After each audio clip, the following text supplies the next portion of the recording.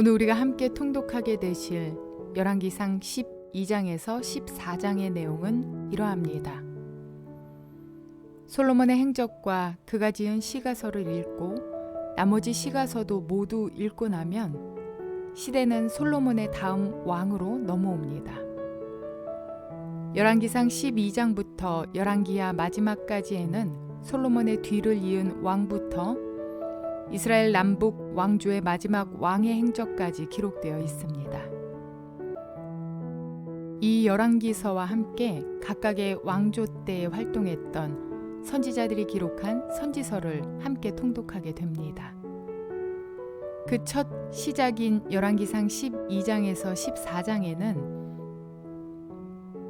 남왕조 유다와 북왕조 이스라엘의 첫 왕인 르호보암과 여로보암의 행적이 기록되어 있습니다.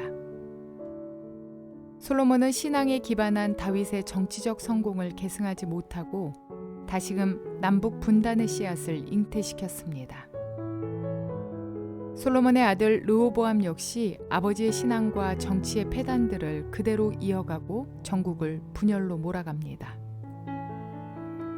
왕에게 찾아와 호소하는 백성들에게 르호보암은 오히려 더 혹독하게 백성들을 다스리겠다고 대답합니다. 이 같은 르호보암의 어리석음으로 말미암아 이스라엘 민족은 남과 북으로 분열되는 아픔을 겪게 됩니다. 하나님께서는 여로보암을 준비시키시고 그에게 북쪽 10지파를 떼어 맡기시며 다윗처럼 하나님 안에서 정의와 공의의 정치를 행하라고 당부하십니다. 그런데 안타깝게도 점차 교만해진 여로보암은 자신의 정치적 성공에 집착한 나머지 1년에 3차례씩 예루살렘으로 성인 남자들을 보내라 하신 하나님의 명령을 거역하고 베델과 단에 금송아지 우상을 세웁니다. 또한 레위 자손이 아닌 보통 백성으로 제사장을 세우고 하나님이 정하신 절기 날짜도 마음대로 바꿔버립니다. 신앙을 정치에 종속시키고 왕권을 강화하기 위한 정치적 수단으로 전락시킨 것입니다. 여로보암은 이처럼 씻을 수 없는 죄를 지음으로 말미암아 악한 왕의 대명사가 되는 불명예를 안게 됩니다. 이후 하나님께서는 이스라엘 왕들의 길을 다윗의 길과 여로보암의 길로 평가하시는데 안타깝게도 북이스라엘에서는 여로보암을 포함해 이어지는 19명의 왕들 모두가 여로보암의 길을 따릅니다. 분열 왕국의 첫 왕이었던 르호보암과 여로보암이 하나님이 아닌 우상을 섬김으로써 그 첫 단추를 잘못 끼우고 만 것입니다. 여로보암과 르호보암이 뿌린 씨앗은 후대에까지 이어지게 됩니다. 이에 하나님께서는 르호보암 왕 제5년에 애굽 왕 시삭을 보내셔서 예루살렘을 치게 하시고 귀한 보물들을 빼앗아가게 하십니다. 남유다를 깨우치셔서 하나님께 돌아오게 하시려는 하나님의 애쓰심이었습니다. 이러한 내용들을 기억하셔서 통독에 도움이 되시기를 바랍니다. 열왕기상 12장.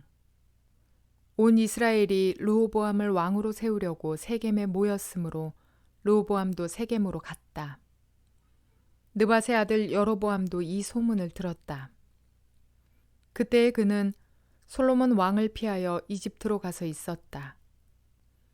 이집트에서 사람들이 여로보암을 불러내니 그가 이스라엘의 모든 회중과 함께 르호보암에게로 가서 이렇게 말하였다. 임금님의 아버지께서는 우리에게 무거운 멍에를 메우셨습니다.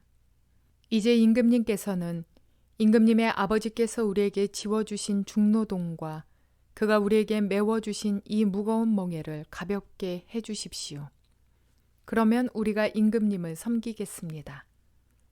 르호보암이 그들에게 말하였다. 돌아갔다가 사흘 뒤에 나에게로 다시 오도록 하시오.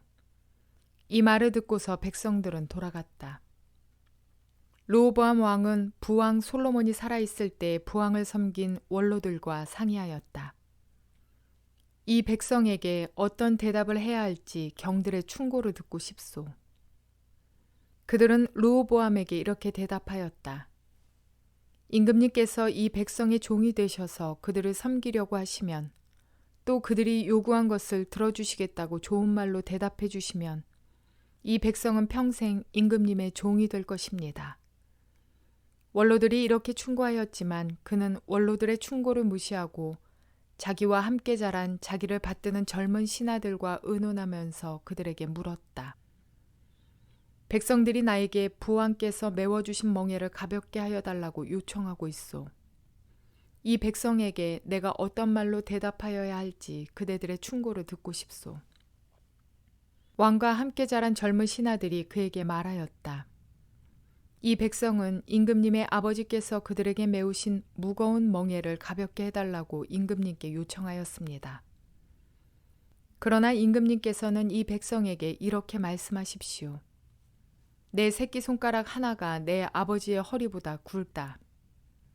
내 아버지가 너희에게 무거운 멍에를 메웠다.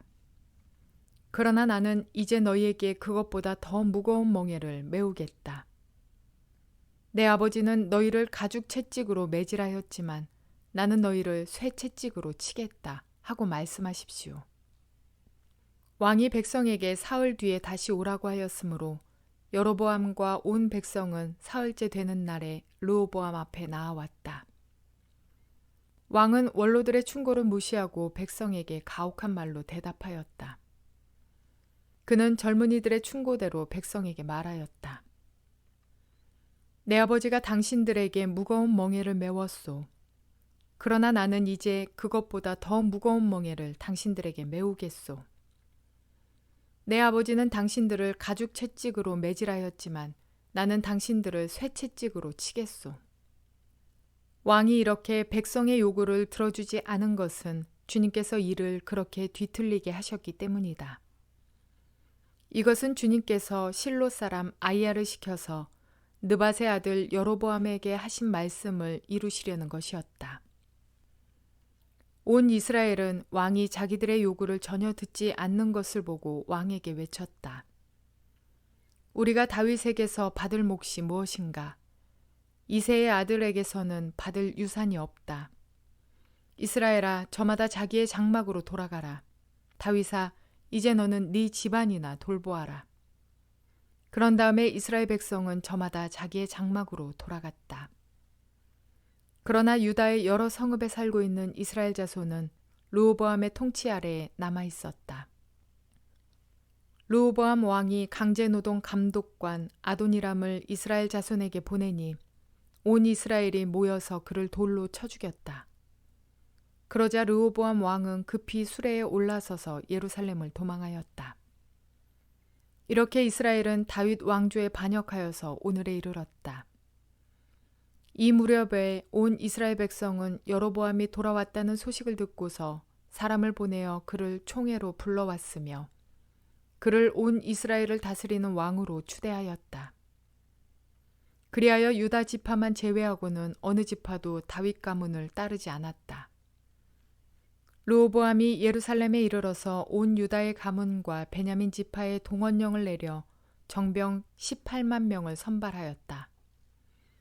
그래서 이스라엘 가문과 싸워서 왕국을 다시 솔로몬의 아들 르호보암에게 돌리려고 하였다. 그러나 그때 하나님께서 하나님의 사람 스마야에게 말씀하셨다. 너는 유다 왕 솔로몬의 아들 르호보암과 유다와 베냐민의 모든 가문과 그 밖에 나머지 모든 백성에게 이 말을 전하여라.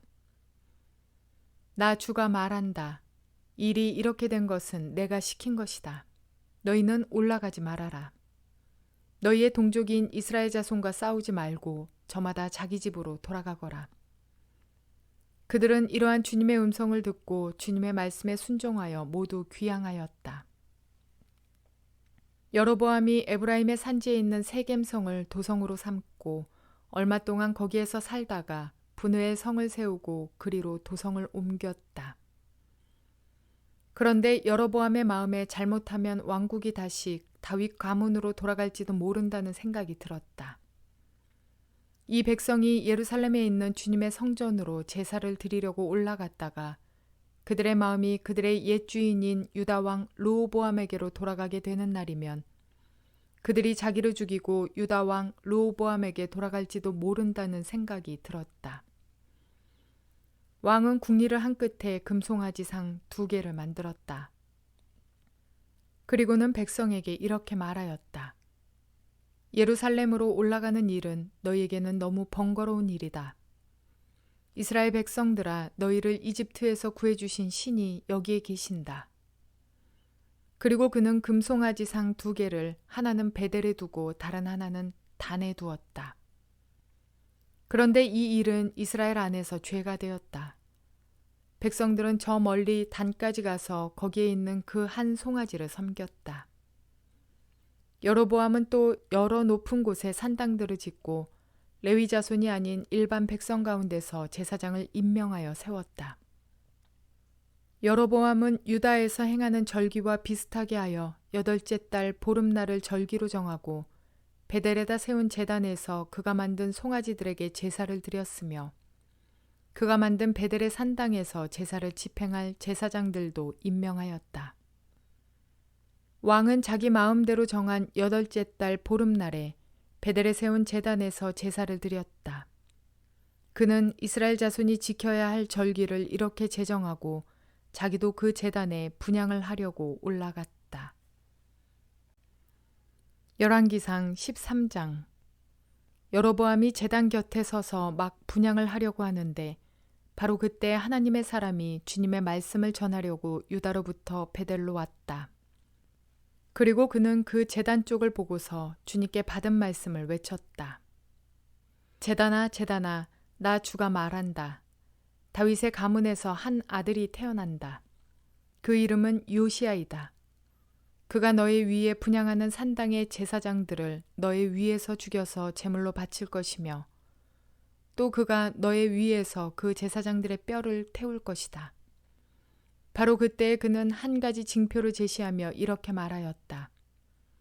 이것은 나 주가 말한 징표다. 이 제단이 갈라지고 그 위에 있는 재가 쏟아질 것이다. 여로보암 왕은 하나님의 사람이 베델에 있는 제단 쪽에 대고 외치는 말을 듣고 제단 위로 손을 내밀어서 저자를 잡아라 하고 소리를 쳤다. 그러자 그 사람에게 내어 뻗은 여로보암의 손이 마비되어서 다시 오므릴 수 없었다. 그리고 곧 이어서 하나님의 사람이 주님의 말씀으로 제시한 징표대로 그 제단은 갈라지고 그 제단으로부터는 재가 쏟아져 내렸다. 그러자 왕은 하나님의 사람에게 제발 그대의 주 하나님께 은총을 빌어서 내 손이 회복되도록 기도하여 주시오 하고 청하였다. 하나님의 사람이 주님께 은총을 비니 왕의 손이 회복되어서 예전과 같이 되었다. 이에 왕은 하나님의 사람에게 말하였다. 나와 함께 집으로 가서 피곤을 풀도록 합시다. 그대에게 선물도 주고 싶소. 그러나 하나님의 사람은 왕에게 이렇게 말하였다. 비록 임금님께서 저에게 왕실 재산의 절반을 주신다고 하여도 나는 임금님과 함께 갈 수 없습니다. 이곳에서는 밥도 먹지 않겠으며 물도 마시지 않겠습니다. 주님께서 나에게 명하시기를 밥도 먹지 말고 물도 마시지 말고 온 길로 되돌아가지도 말라고 하셨습니다. 그런 다음에 그는 베델에 올 때에 온 길로 돌아가지 않고 다른 길로 돌아갔다. 그 무렵에 늙은 예언자가 베델에 살고 있었다. 그의 아들들 가운데 하나가 와서 그날 베델에서 하나님의 사람이 한 일과 그가 왕에게 말한 내용을 모두 아버지에게 말하였다. 그러자 그들의 아버지가 그들에게 그가 어느 길로 돌아갔느냐 하고 물었다. 그의 아들들은 유다로부터 온 하나님의 사람이 돌아간 길을 말하였다. 그 말을 듣고서 그들의 아버지는 곧 그의 아들들에게 말하였다. 내가 타고 갈 나귀에 안장을 얹어다오. 그들이 아버지가 타고 갈 나귀에 안장을 얹으니 그는 나귀를 타고서 하나님의 사람을 뒤쫓아갔다. 마침내 그는 상수리 나무 아래에 앉아있는 하나님의 사람을 보고 물었다. 그대가 유다로부터 온 하나님의 사람이요? 그러자 그가 대답하였다. 그렇습니다. 그는 하나님의 사람에게 말하였다. 함께 우리 집으로 가서 무엇을 좀 잡수시고 가시지요. 하나님의 사람은 대답하였다. 나는 노인 어른과 함께 돌아가서 노인 어른의 집에 들어갈 수 없습니다. 또 이곳에서는 누구와 함께 밥을 먹어도 안 되고 물을 마셔도 안 됩니다. 주님께서 나에게 명하시기를 여기에서는 밥도 먹지 말고 물도 마시지 말고 온 길로 되돌아가지도 말라고 하셨습니다. 그래서 그는 하나님의 사람에게 이렇게 말하였다. 나도 그대와 같은 예언자요. 주님께서 천사를 보내셔서 나에게 말씀하시기를 그대를 내 집으로 데리고 가서 밥도 대접하고 마실 물도 대접하라고 하셨소. 그런데 그것은 거짓말이었다. 이렇게 해서 하나님의 사람은 이 늙은 예언자와 함께 가서 그의 집에서 밥을 먹고 물도 마셨다. 그들이 이렇게 식탁에 함께 앉아 있는데 주님의 말씀이 하나님의 사람을 데려온 그 예언자에게 내렸다. 그는 유다에서 온 그 하나님의 사람에게 이렇게 외쳤다. 주님께서 말씀하십니다. 당신은 주님의 말씀을 어기고 당신의 주 하나님께서 당신에게 말씀하신 명령을 지키지 않았습니다. 당신은 주님께서 밥도 먹지 말고 물도 마시지 말라고 말씀하신 곳에서 밥도 먹고 물도 마셨습니다. 그러므로 당신의 죽음은 당신 조상의 무덤에 묻히지 못할 것입니다. 그 늙은 예언자는 하나님의 사람이 밥을 먹고 물을 마신 뒤에 나귀 등에 안장을 얹어 주었다. 이에 그 사람이 길을 떠났다. 그는 길을 가다가 사자를 만났는데 그 사자가 그를 물어 죽였다. 그리고 그 주검은 길가에 버려두었으며 나귀와 사자는 그 주검 옆에 서 있었다. 길을 지나가는 사람들은 길가에 버려둔 주검과 그 주검 가까이에서 어슬렁거리는 사자를 보았다. 그들은 그 늙은 예언자가 사는 성읍으로 돌아와서 이 사실을 널리 알렸다. 길을 가는 하나님의 사람을 자기 집으로 데리고 간 그 늙은 예언자가 이 말을 듣고 말하였다. 그는 틀림없이 주님의 말씀을 어긴 그 하나님의 사람일 것이다. 주님께서는 전에 그에게 말씀하신 대로 그를 사자에게 내주셔서 사자가 그를 찢어 죽이게 하신 것이다. 그리고 그는 또 자기의 아들들에게 나귀의 안장을 지우라고 하였다. 그들이 나귀의 안장을 지어 놓으니 그는 곧 가서 길가에 있는 그 주검을 찾아내었다. 나귀와 사자가 그 주검 가까이에 서 있었는데 사자는 그 주검을 먹지 않았을 뿐만 아니라 나귀도 물어 죽이지 않았다. 예언자는 하나님의 사람의 주검을 나귀 등에 싣고 자기의 성으로 옮겨와서 곡을 한 뒤에 묻어주었다. 그 주검을 자기의 무덤에 안장하고 나서 그 늙은 예언자는 아이고 내 형제여 하면서 통곡을 하였다. 장사를 마친 뒤에 그는 자기 아들들에게 말하였다. 내가 죽거든 너희는 나를 이 하나님의 사람이 묻힌 곳에 같이 묻어다오. 나의 뼈를 그의 뼈 옆에 두어라. 그가 주님의 말씀을 받아서 베델에 있는 제단과 사마리아 성읍 안에 있는 모든 산당을 두고 외친 그 말씀이 그대로 이루어질 것이다. 이런 일이 생긴 뒤에도 여로보암은 여전히 그 악한 길에서 돌아서지 아니하고 오히려 일반 백성 가운데서 원하는 사람은 누구든지 산당의 제사장으로 임명하였다. 그런 일 때문에 여로보암 가문은 죄를 얻었으며 마침내 땅에서 흔적도 없이 사라졌다. 열왕기상 14장. 그때 여로보암의 아들 아비야가 병들어 누웠다. 여로보암이 자기 아내에게 말하였다. 변장을 하고 나서시오. 당신이 여로보암의 아내라는 것을 사람들이 알아차리지 못하도록 하고 실로로 가시오. 거기에는 아이야 예언자가 있소. 그가 바로 내게 이 백성을 다스리게 될 것이라고 말한 예언자요. 당신은 빵 10개와 과자와 꿀 1병을 들고 그에게로 가시오. 그리하면 그는 이 아이에게 어떤 일이 일어날 것인지를 당신에게 알려줄 것이오. 여로보암의 아내는 그와 같이 하고 실로로 가서 아이야의 집에 이르렀다. 아이야는 나이가 들어서 눈이 어두워졌으므로 사람을 잘 알아보지 못하였다. 주님께서 아이야에게 미리 말씀하셨다. 여로보암의 아내가 자기의 병든 아들의 일을 물으려고 네게로 올 것이다. 너는 그에게 내가 일러준 대로 말하여라. 그는 올 때에 변장을 하고 다른 사람인 것 같이 차릴 것이다. 왕의 아내가 문에 들어설 때에 아히야는 그의 발소리를 듣고 이렇게 말하였다. 여로보암의 부인께서 오신 줄 알고 있습니다. 들어오십시오. 그런데 어찌하여 다른 사람인 것처럼 변장을 하셨습니까? 불행하게도 좋지 않은 소식을 전해야 하겠습니다. 집으로 돌아가셔서 여로보암에게 이 말을 전하십시오. 나 주 이스라엘의 하나님이 말한다. 내가 너를 백성 가운데서 높여서 내 백성 이스라엘의 지도자로 임명하였고 다윗의 가문으로부터 왕국을 쪼개어서 네게 주었지만 너는 내 종 다윗처럼 살지 않았다. 다윗은 내 명령을 지키고 내가 보기에 올바르게 행동하였으며 마음을 다해서 나를 따랐다. 그러나 너는 너보다 앞서 있던 모든 왕들보다 더 악한 일을 하여서 다른 신들을 만들고 우상을 부어 만들어서 나의 분노를 격발시켰다. 결국 너는 나를 배반하고 말았다. 그러므로 내가 여로보암의 가문에 재난을 내리겠다. 여로보암 가문에 속한 남자는 종이거나 자유인이거나 가리지 않고 이스라엘 가운데서 모두 끊어버리겠다. 마치 사람이 쓰레기를 깨끗이 쓸어버리듯이 여로보암 가문에 사람을 하나도 남기지 아니하고 다 쓸어버리겠다. 여로보암에게 속한 사람으로서 성읍 안에서 죽은 사람들은 개들이 먹어치울 것이고 성읍 바깥의 들에서 죽은 사람들은 하늘의 새들이 와서 쪼아먹을 것이다. 이것은 나 주가 하는 말이다. 이제 일어나서 집으로 돌아가십시오. 부인이 성읍 안에 들어설 때 아이는 곧 죽을 것입니다. 그런데 온 이스라엘은 그의 죽음을 애도하며 장사를 지낼 것입니다.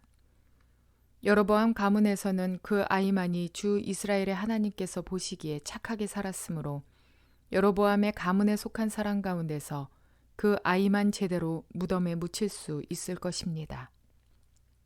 주님께서는 이스라엘을 다스릴 또 다른 한 왕을 세우실 터인데 그가 여로보암의 가문을 끊어버릴 것입니다. 이 일은 오늘 지금 이 순간에 일어날 것입니다. 주님께서는 이스라엘을 쳐서 물가에 갈대가 흔들리듯이 흔들리게 하실 것이며 그들이 아세라 목상을 만들어서 주님의 분노를 샀으므로 조상들에게 주신 이 좋은 땅에서부터 이스라엘을 뿌리째 뽑아내어서 유프라테스 강 저쪽으로 흩으실 것입니다.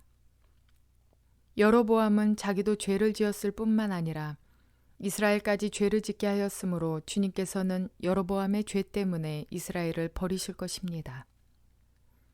여로보암의 아내는 일어나서 그곳을 떠나 디르사로 돌아갔다. 그가 집 안으로 들어설 때에 그 아이가 죽었다. 온 이스라엘은 그를 장사 지내고 그의 죽음을 슬퍼하며 애곡하였다. 모든 것은 주님께서 그의 종 아히야 예언자를 시켜서 하신 말씀대로 되었다. 여로보암의 나머지 행적 곧 그가 전쟁을 어떻게 하고 또 나라를 어떻게 다스렸는가 하는 것은 이스라엘 왕 역대 지략에 기록되어 있다.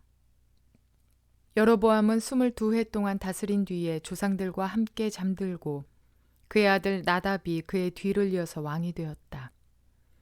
또한 솔로몬의 아들 르호보암은 유다를 다스렸다. 르호보암이 즉위할 때의 나이는 41살이었는데 그는 주님께서 자신의 이름을 두시려고 택하신 성읍 예루살렘에서 17회를 다스렸다. 그 어머니의 이름은 나아마이며 암몬 여자이다. 유다도 주님께서 보시기에 악한 일을 하였다. 그들이 지은 죄는 조상들이 저지른 죄보다 더 심하여서 주님의 진노를 격발하였다. 그들도 높은 언덕과 푸른 나무 아래마다 산당과 돌 우상과 아세라 목상을 만들었다. 그 땅에는 신전 남창들도 있었다. 이와 같이 이스라엘 자손은 주님께서 그들을 앞에서 내쫓으신 나라들이 지킨 그 혐오스러운 관습을 그대로 본받았다.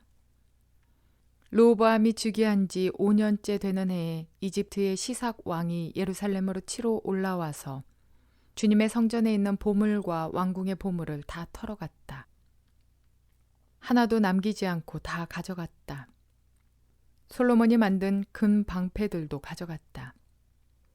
그래서 르호보암 왕은 금 방패 대신에 놋 방패를 만들어서 대궐문을 지키는 경호 책임자들의 손에 그것을 맡겼다.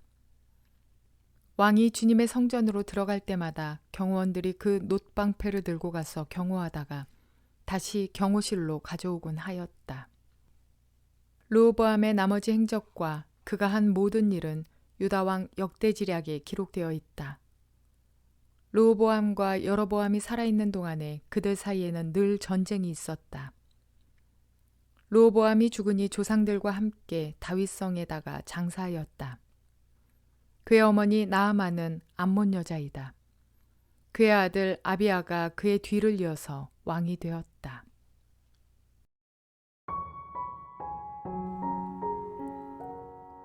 하나님께서 이스라엘을 남북으로 나누신 것은 북쪽과 남쪽의 각 지파들이 하나님 섬기는 일에 서로 본을 보이는 가운데서 열심을 내도록 하기 위함이었습니다. 하나님께서는 비록 이스라엘을 남북으로 나누셨지만 신앙적 중심지 예루살렘을 중심으로 두 국가가 함께하기를 원하셨습니다. 따라서 이스라엘 모든 성인 남자들은 1년에 3차례씩 예루살렘 성전으로 가야 했습니다. 그런데 여로보암은 자신의 권력과 정치 기반의 안정을 꾀하기 위해서 신앙을 이용하고 말았습니다. 하나님의 사랑과 사명, 세계 선교를 자기의 정치적 목적을 위해 악용하는 죄악의 첫 발을 내디딘 것입니다. 이것이 열왕기서에 계속 반복되어 나오는 여로보암의 길입니다. 이 잘못을 이후 북왕국 왕들이 계속 답습하게 되며 오므리 왕조의 아합 왕 때 이 죄악이 가장 극심하게 됩니다. 이로 말미암아 여로보암의 길은 다윗의 길과 극명한 차이를 가져왔습니다. 왕이면서도 종임을 자청했던 다윗은 종교 중심적이며 종교가 우선된 정치자였다면 여로보암은 정치를 위해 종교를 이용하는 종이면서도 왕이기만을 원했던 자였습니다. 다윗은 하나님의 꿈을 꾸며 하나님의 꿈을 이루어드리는 자였다면 여로보암은 자신의 꿈을 꾸며 자신의 꿈을 이루기 위해 하나님의 꿈을 이용했습니다. 다윗은 모든 상황과 환경이 주님의 주권에 있음을 철저히 인정하는 자였다면 여로보암은 하나님의 주권을 무시하고 자신의 정치적 성공을 위해 제단을 쌓으며 절기를 바꾸는 상황과 환경을 만들어내려고 하는 자였습니다. 이렇게 굳이 비교를 해보자면 한도 끝도 없는 극명하고도 빈번한 많은 차이를 갖습니다. 그러나 그들의 결국이 매우 달랐고 후대에 이르기까지 선한 길과 악한 길의 대명사가 되었습니다. 우리는 지금 어떤 길을 따르고 있을까요? 교회 안에 내 꿈의 발판이 있어서 그것을 딛기 위한 수단이 된 것은 없을까요? 영업하기 딱 좋은 장소가 교회 공동체라던가 내가 성공하기 위해 필요한 사람들이 교회에 있다던가 은근히 내 꿈을 위해 교회 공동체를 찾는 이들이 생각보다 많이 있습니다. 혹은 생각지도 못한 사이 내가 그러한 자 중 한 사람이 되어 있기도 합니다. 이렇듯 여로보암의 길을 걷는 자가 되지 않으시길 바랍니다. 반면 어떤 이들은 자신의 달란트를, 자신의 물질을, 그리고 권력을 교회 공동체를 위해 헌신하는 자들도 있습니다. 이것이 바로 다윗이 걷는 길입니다. 권력과 물질을 가진 왕이었어도 하나님을 높이는 데 주저하지 않았던 종되었던 다윗. 우리는 여로보암의 길이 아닌 이러한 다윗의 길을 걷는 자들이 되기를 소망합니다. 좁은 길, 의의 길, 다윗의 길, 예수 그리스도의 길을 걷는 저와 여러분 모두가 되시기를 주님의 이름으로 축원을 드립니다.